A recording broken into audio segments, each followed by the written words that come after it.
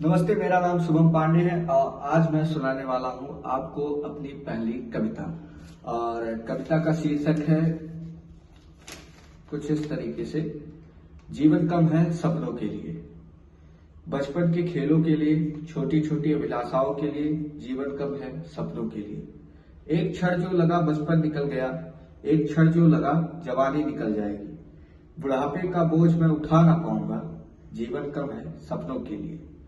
वे सपने जो कभी खत्म ही ना हो, ना सुबह हो, ना कोई रात हो, ना किसी बात की बात हो। जीवन कम है सपनों के लिए।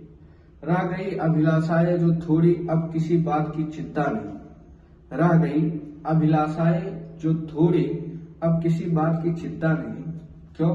जीवन कम है सपनों के लिए।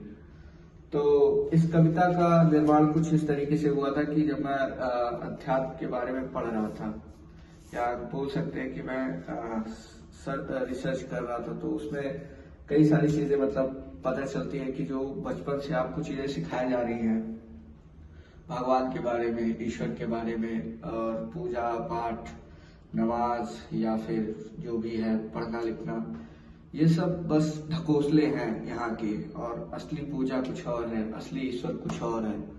तो काफी कॉन्सेप्ट क्लियरिटी होती है आपकी लाइफ में। और इस कविता को लिखने का एक मेन थीम जो मुझे दिखाई दिया था अध्यात्म के ड्यूरेशन पे, कि इंसान का मन जो है ना, वो कभी रुकता ही नहीं है।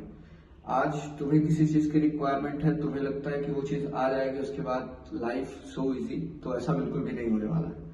तो वही बात उसमें लिखी हुई है कि रह गई अभिलाषाएं जो थोड़ी, अब किसी बात की चिंता नहीं। क्यों? जीवन कम है सपनों के लिए। कि जब तुम्हारी अंडरस्टैंडिंग लाइफ को लेके एकदम परफेक्शन वाली रहेगी, तो आप स्टूडेंट पीरियड में हो या जॉब पीरियड में हो या फिर छोटे हो बड़े हो, बुढ़ापे का सामना कर रहे हो, कुछ भी लाइफ में कर रहे हो, आपको कभी दुख होगा ही नहीं। क्योंकि दुख और सुख हमारे भीतर होते हैं, ये बाहर से इनका कुछ लेना देना नहीं होता है। फिलहाल अगर आपको मेरी कविता पसंद आई हो तो जरूर कमेंट करिएगा, लाइक करिएगा और सब्सक्राइब करिएगा। मिलते हैं अगले किसी अच्छे से टॉपिक पे। जय श्री राम, जय भारत।